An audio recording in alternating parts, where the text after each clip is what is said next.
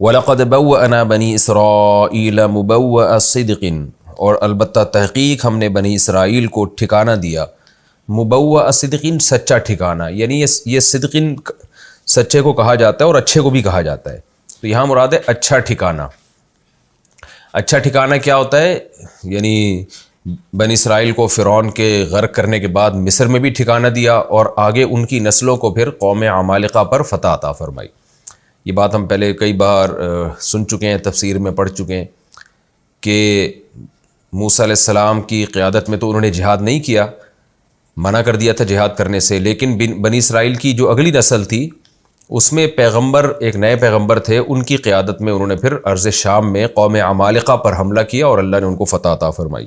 تو شام بھی بڑی زرخیز زمین ہے، مصر بھی بڑی زرخیز زمین ہے، تو مصر بھی ان کے ہاتھ میں آ گیا اور شام بھی ان کے ہاتھ میں آ گیا۔ یہ مطلب ہے کہ ہم نے بنی اسرائیل کو فرعون کے غرق کرنے کے بعد بہترین ٹھکانہ دیا، بہترین جگہ عطا کی ہم نے ان کو، وَرَزَقْنَاهُم مِّنَ الطَّيِّبَاتِ، اور پاکیزہ رزق بھی ہم نے ان کو دیا۔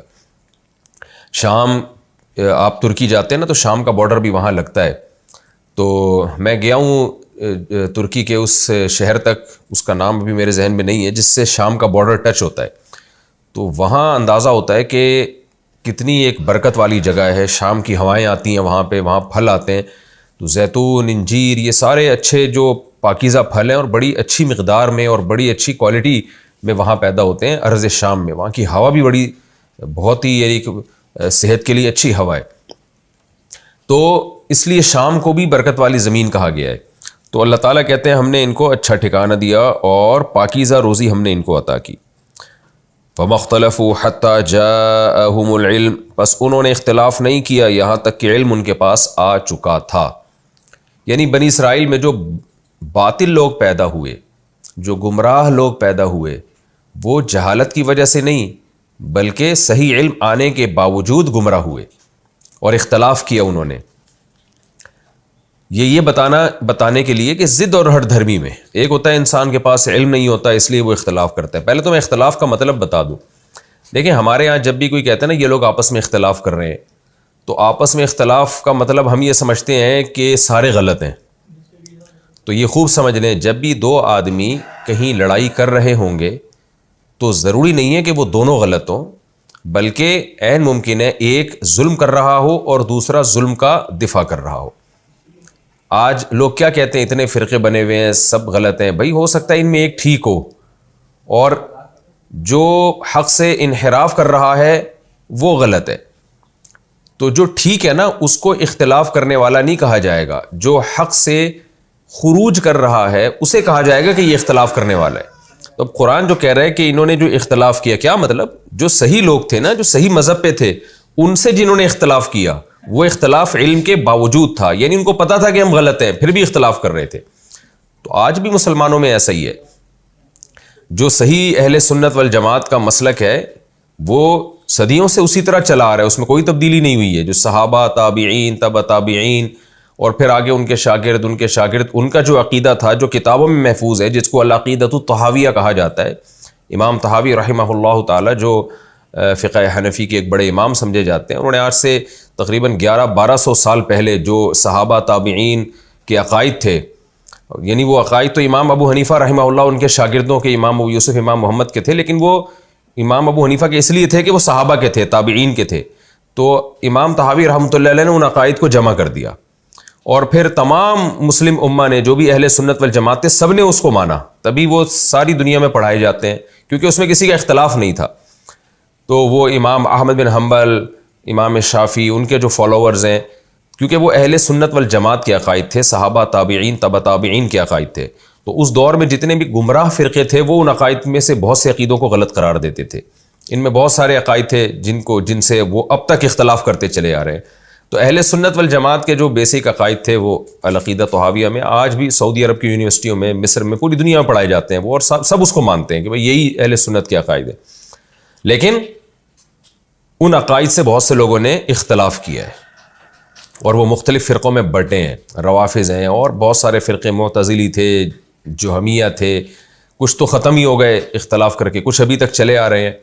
تو ایسے موقع پہ یہ نہیں کہا جائے گا کہ پوری مسلم امہ جو ہے یہ شیعہ سنی فرقوں میں ڈیوائڈ ہوئی ہوئی ہے اور دیکھو یہ کیا ہو رہا ہے. یوں کہا جائے گا کہ جو صحیح چیز جو صدیوں سے چلی آ رہی تھی، جس پر قرآن و سنت سے بے شمار دلائل قائم تھے، علم تھا اس کے، یعنی علم سے وہ عقیدے لکھے گئے تھے، وہ جہالت اور اندھی تقلید کی بیس پہ نہیں لکھے گئے تھے، تو وہ علم کی بیس پہ لکھے گئے تھے. تو اب جو اس سے اختلاف کرے گا تو ہم اس کو کہیں گے کہ یہ اختلاف کر رہا ہے، یہ نہیں کہیں گے کہ جو صحیح راستے پر ہے وہ دوسرے سے اختلاف کر رہا ہے. بھائی وہ تو صحیح، اس کا جو اختلاف ہے وہ تو حق کو بیان کرنے کے لیے.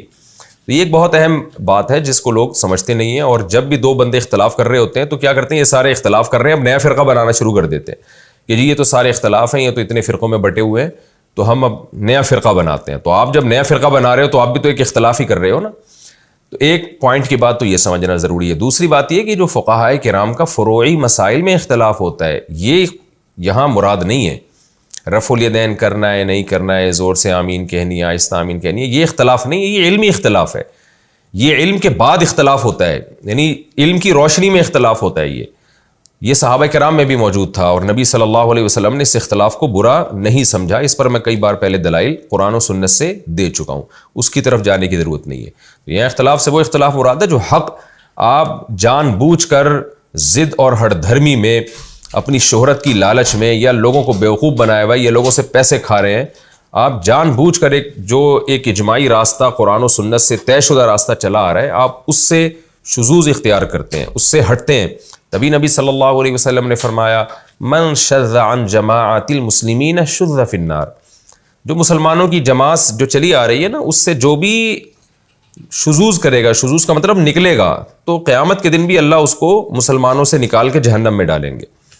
لیکن اب چلاکی کیا کرتے ہیں فرقہ پرست لوگ کہ عامت المسلمین سے الگ ہوتے ہیں اور اس الگ ہونے والی جماعت کا نام بڑا خوشنما رکھ دیتے ہیں. مثال کے طور پر اسی کا نام جماعت المسلمین رکھ دیا، تو لوگ پھر اس نام سے دھوکہ کھا رہے ہوتے ہیں. تو اختلاف کا مطلب خوب سمجھ لینا چاہیے کہ اختلاف کی نسبت اس کی طرف ہوگی جو حق کو چھوڑ رہا ہے. دوسری بات یہ، اس سے فروعی اختلاف جو مسائل کا اختلاف ہوتا ہے وہ مراد نہیں ہے. تیسری بات کہ جو صدیوں سے جو چلا آ رہا ہے نا وہی صحیح ہوتا ہے، قرآن و سنت کے اس پہ دلائل قائم ہوتے ہیں، اور غلط بھی اسی کو قرار دیا جائے گا جو اس سے ہٹ کے چل رہا ہو. تو یہ بنی اسرائیل نے بھی یہی کیا تھا. تبھی حدیث میں آتا ہے کہ بنی اسرائیل 72 فرقوں میں تقسیم ہوئے تھے، اور میری امت 73 فرقوں میں تقسیم ہوگی.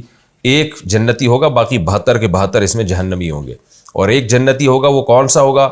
آپ صلی اللہ علیہ وسلم نے فرمایا ما انا علیہ و اصحابی، جس پر میں اور میرے صحابہ تھے. تو صحابہ، تابعین، تبع تابعین کا جو پورا گروہ چلا آ رہا ہے، تابعین نے صحابہ کو فالو کیا، پھر تبع تابعین نے تابعین کو فالو کیا. تو وہ جو سیٹ اپ چلا آ رہا ہے، اسی سیٹ اپ کو ماننے والے صحیح ہوں گے، اور اس سے جو ہٹے گا، بہت سے لوگ ہٹیں گے تو وہ سارے ان 72 فرقوں میں داخل ہوں گے.